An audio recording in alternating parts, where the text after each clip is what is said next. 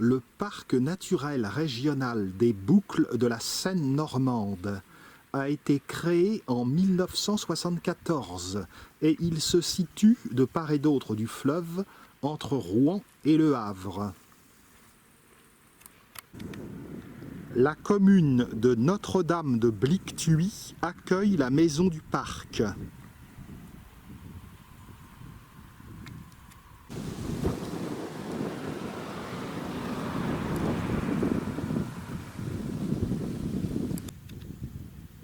Les productions normandes sont en vedette dans le parc.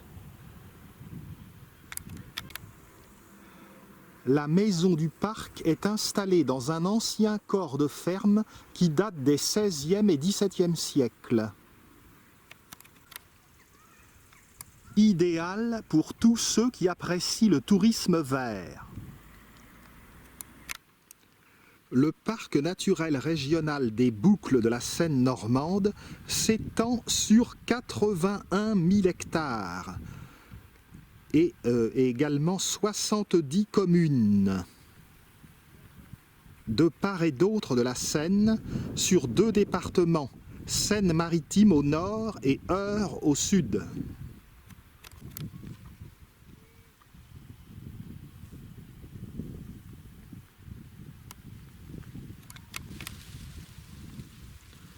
L'ancien poulailler de la ferme. Le colombier, ce n'est peut-être pas le plus beau de la région normande, mais il est présent.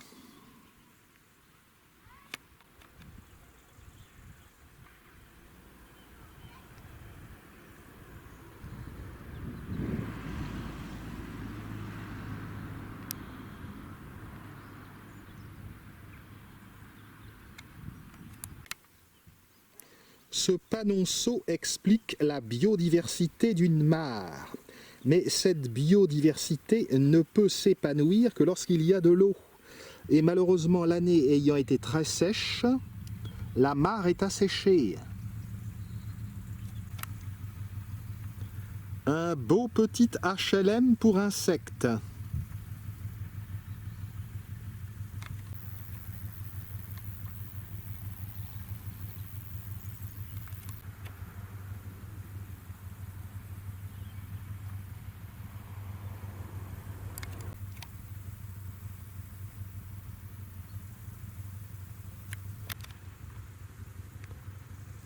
Manger des pommes, disait Chirac en 1995. Médicalement, il n'avait pas tort, car les pommes sont riches en fibres qui agglutinent le cholestérol.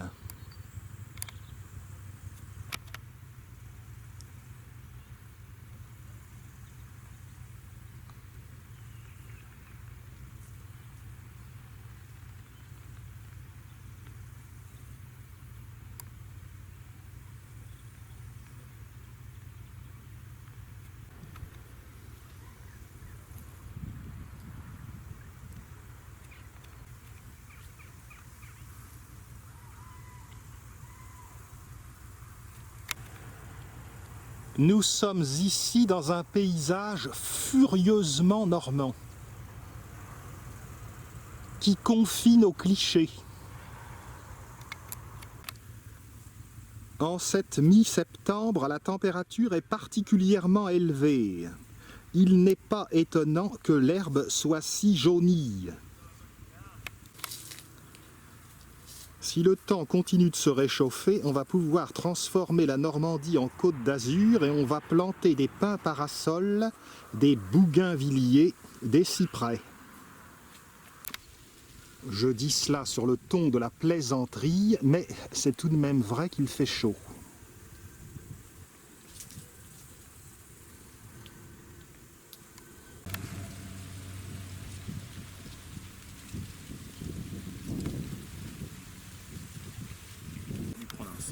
Ici, on dirait des pommes du Canada. Cependant, nous ne sommes pas des spécialistes. En tout cas, elles sont sucrées. Il faut avoir vu les pommiers fleuris au printemps pour apprécier la région normande. Enfin, naturellement, il n'y a pas que cela pour apprécier la Normandie. Et je ne me lasserai jamais de mon pays, comme disait Lucie de la rue Mardrus de Honfleur. Là, il y a un noyer. Un noyer trône au milieu des pommiers. D'ailleurs, on le voit parce que le pommier qui est à côté, il traîne.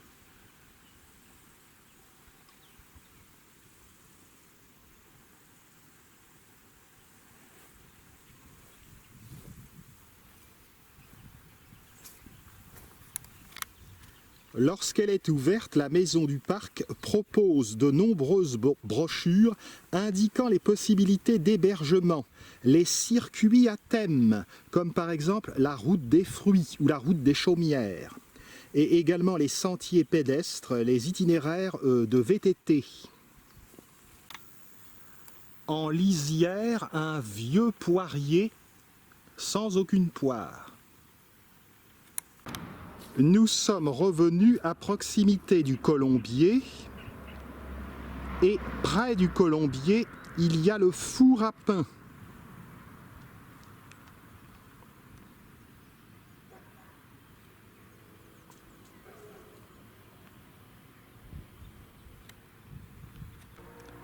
En face du four à pain, jouxtant le poulailler, les écuries.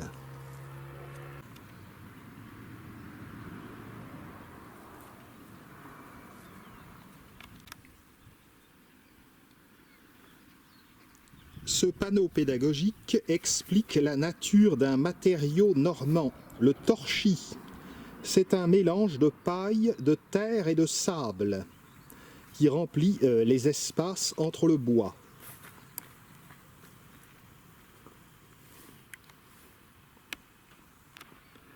Poulailler, écurie, et ensuite c'est la grange.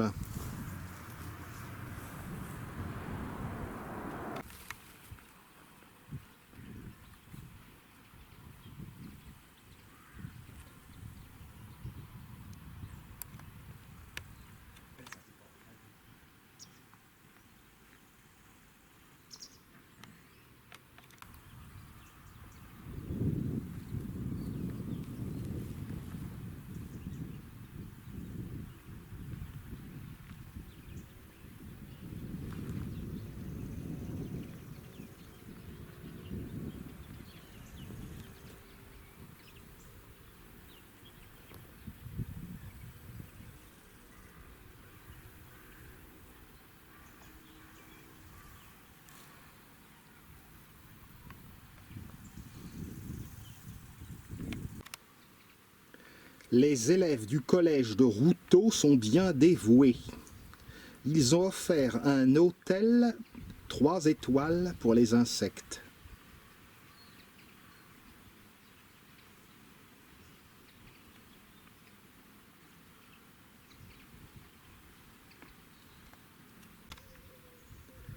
Avec vue sur de très belles roses. Allez voir la roseraie de Grand-Quevilly près de Rouen si vous aimez les roses.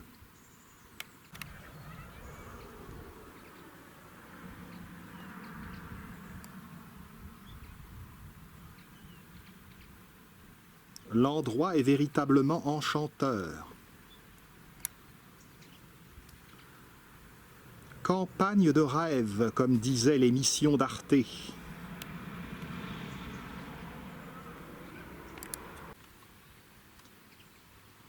Un petit panneau nous indique que les abeilles solitaires sont d'excellents pollinisateurs pour le jardin et le verger. Dans des nichoirs constitués de galeries et de fagots de tiges creuses, elles viendront faire leur nid.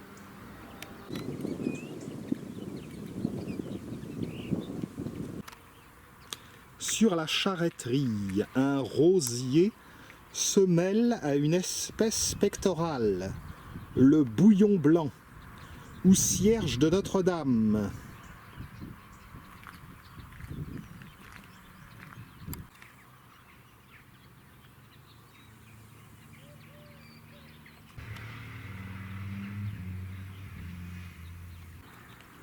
Dans le lointain, vers le nord, on aperçoit une pile du pont de Brotonne, pont à haubans.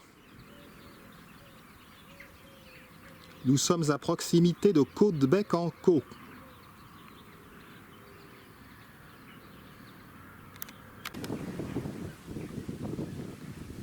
Voilà, pour tous ceux qui auraient eu peur qu'il agisse en défaveur de la nature, vous voilà rassurés.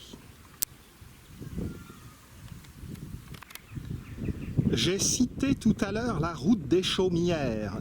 C'est tout à fait intéressant dans le coin parce que sur les toits de Chaume sont plantés des iris et c'est typique de la région. On trouve également la route des fruits où l'on voit des vendeurs qui se mettent sur le seuil de leur maison pour proposer leur production, comme des cerises au mois de juin ou des abricots. Un panneau pédagogique indique l'importance des haies dans le paysage normand, en tant que brise-vent, mais également pour accueillir toute une faune utile.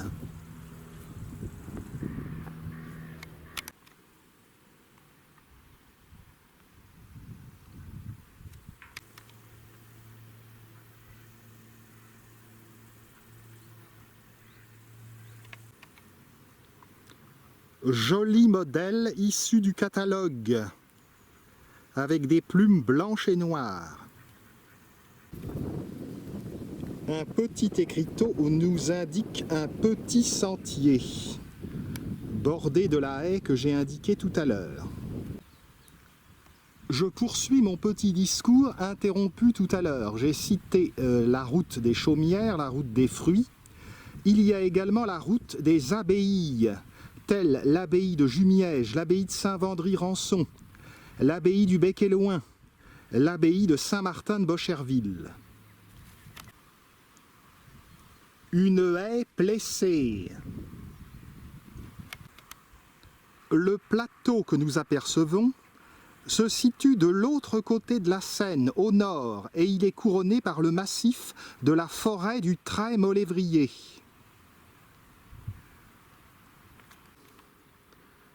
Un peu d'engrais.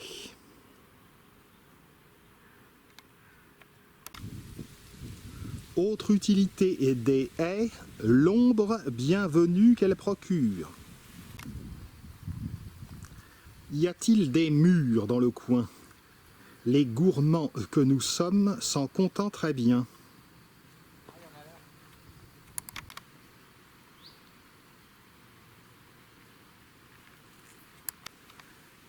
Un champ de maïs en contrebas.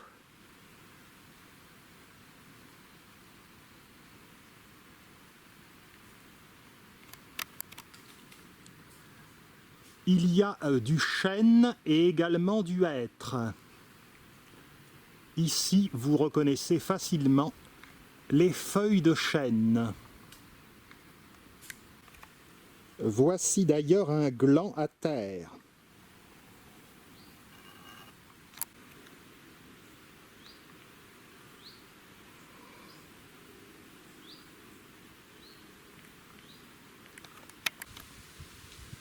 En septembre, encore beaucoup de vert, et dans un mois, tout sera jaune.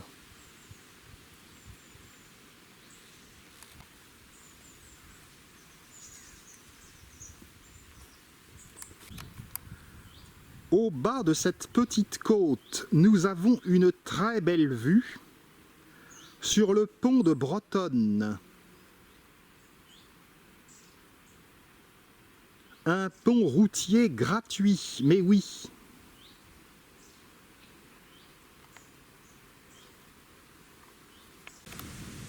Le pont de Brotonne se situe en amont de Caudebec-en-Caux.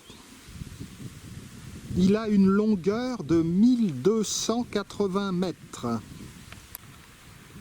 Les pylônes ont une hauteur de 125 mètres et le tablier au-dessus de la Seine est à 50 mètres. Le pont a été mis en service en 1977. Pour mémoire, le pont de Tancarville l'a été en 1959 et le pont de Normandie en 1995. Et voici une curiosité. Un bateau qui glisse sur un champ. Bien entendu, c'est une illusion d'optique car la Seine est toute proche.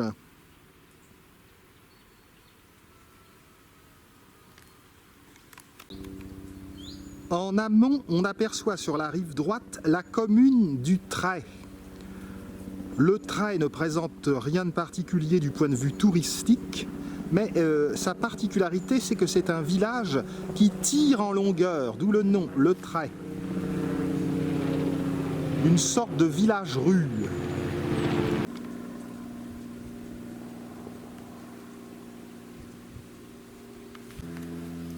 Fusain d'Europe.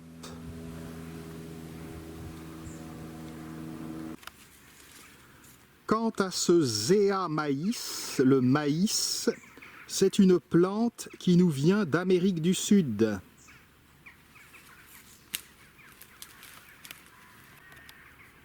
Vos soirées pop-corn sont déjà en germe.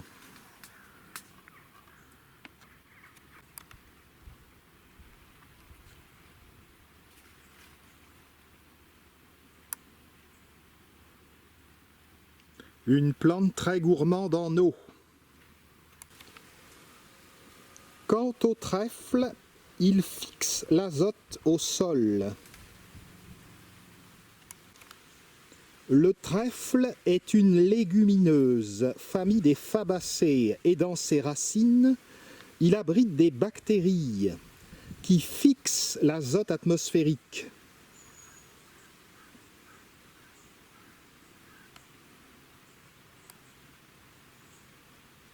Trèfle, 3 feuilles, et s'il y en a 4, ça porte bonheur, dit la légende. Nous poursuivons un peu au gré de notre inspiration, car il n'y a pas vraiment de balisage et la maison du parc était fermée.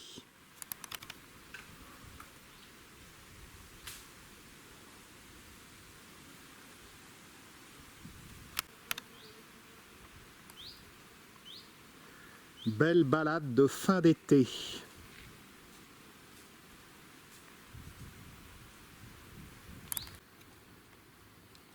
Et voici notre 4 heures.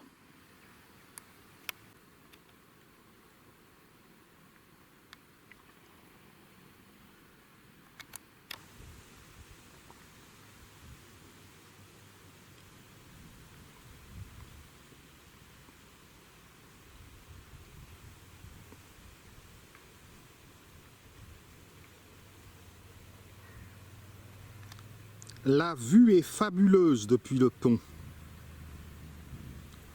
On aperçoit Caudebec.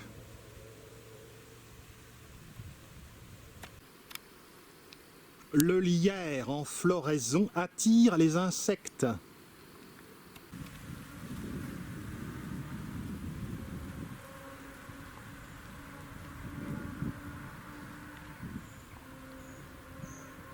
Je recommande vivement le parc naturel régional des Boucles de la Seine normande. Il offre des paysages bucoliques à foison.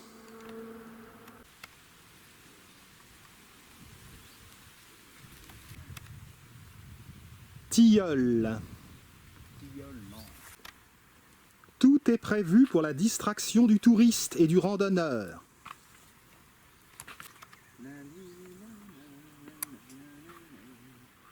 J'aurais pu imiter Brigitte Bardot.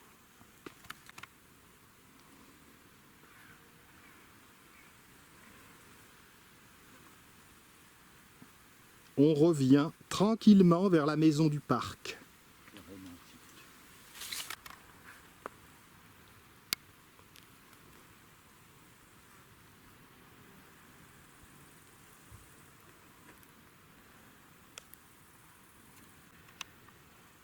Une noix.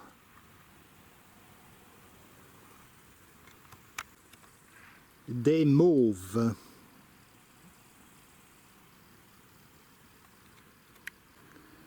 Une grosse grappe de gui. C'est une horrible plante, un vampire qui se fixe sur l'arbre.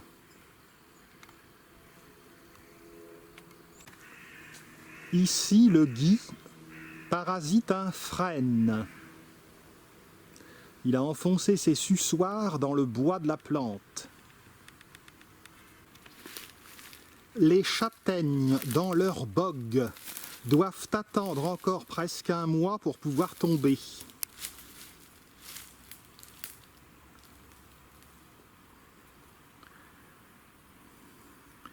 Il y en a qui veulent les photographier et qui n'hésitent pas à piétiner des orties.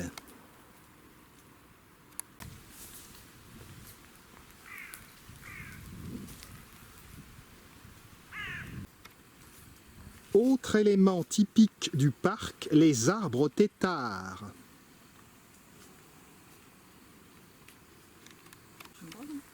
Le clocher de l'église Notre-Dame de Blictuy.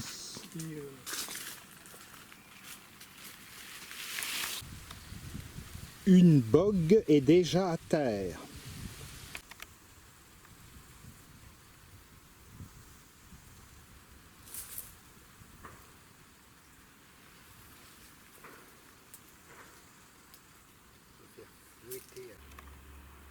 Et ici, un petit châtaignier avec des mini-bogues.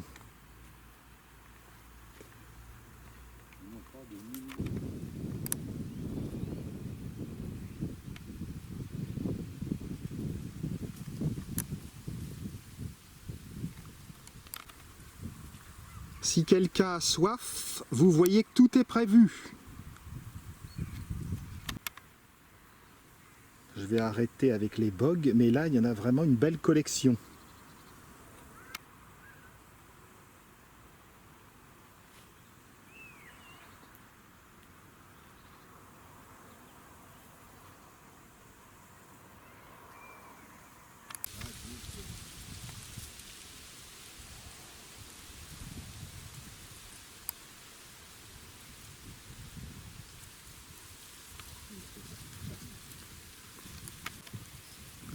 Nous sommes sous le charme de ce charme. Fragon Petit Hou.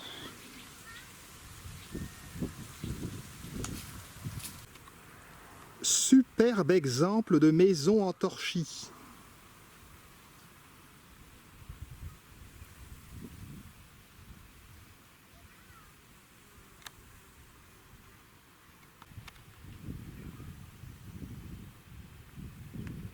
Verbascum.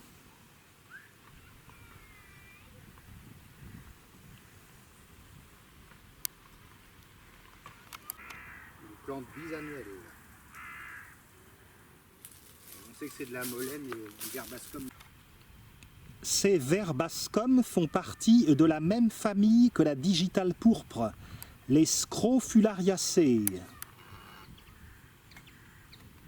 L'acacia. Robinier faux acacia. Et c'est sur l'image bucolique de deux arbres têtards que nous quittons le parc naturel régional des Boucles de la Seine normande, conscient qu'il y a une débauche de randonnée à faire dans le coin, et j'espère dans les années à venir vous en montrer d'autres exemples.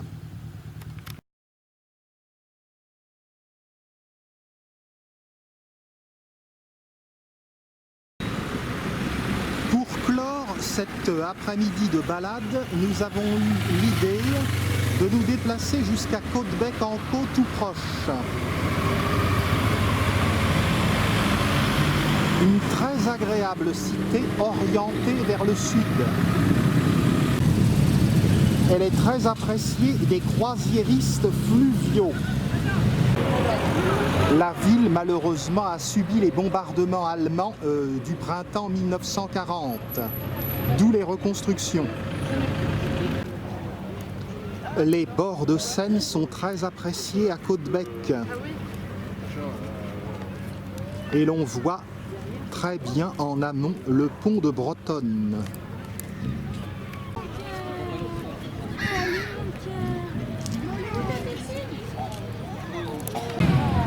La ville en elle-même mérite une visite détaillée. Ce ne sont ici que quelques images que je vous livre, car il y a bien d'autres choses à voir, et notamment l'église, dont Henri IV disait qu'elle était la plus belle chapelle de son royaume. Le cadre de forêt qui entoure Caudebec est également très agréable. On peut prendre le bac gratuitement pour aller de l'autre côté, et la vue d'ensemble sur Caudebec est très agréable. Ces maisonnettes de bord de Seine, même si elles sont toutes simples, ont quelque chose de plaisant.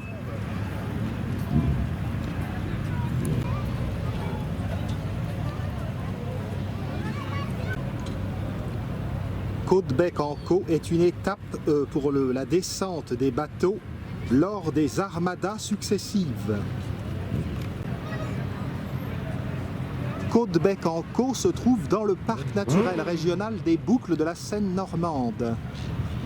En revanche, son aspect n'est pas vraiment représentatif du plateau cauchois, par sa position sur la Seine, au fond de la vallée.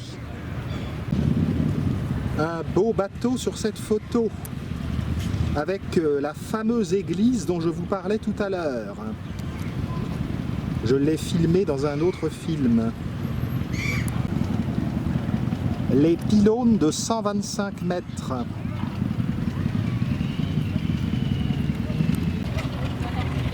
Nous voyons ici le Mir, navire russe, qui passe sous le pont de Tancarville. Attention, ce n'est pas le pont de Bretonne, c'est le pont de Tancarville. Dans 15 jours, c'est la fête de la pomme et du cidre, un grand classique à Caudebec-en-Caux, et que je vais louper. Étant dans l'avion de retour de Bulgarie.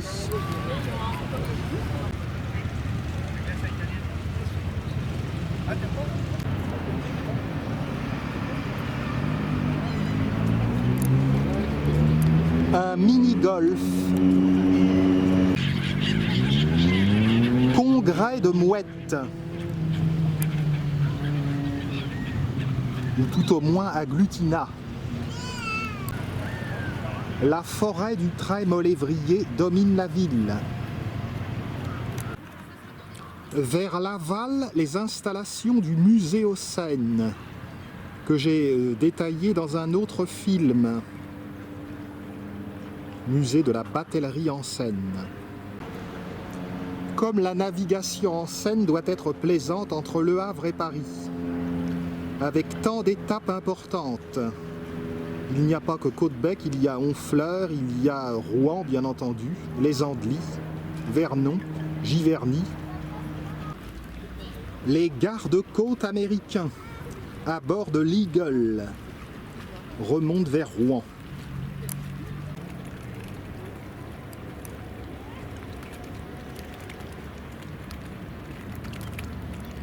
Jeune cygne.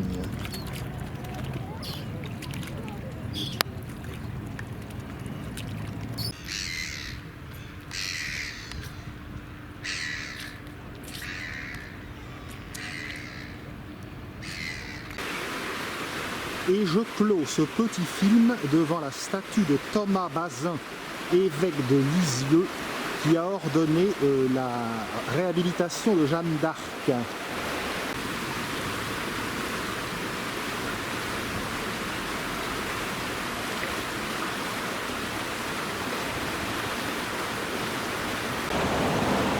Cette statue se trouve face à la maison des Templiers, qui abrite les locaux du musée Biochet-Bréchot, actuellement en restructuration.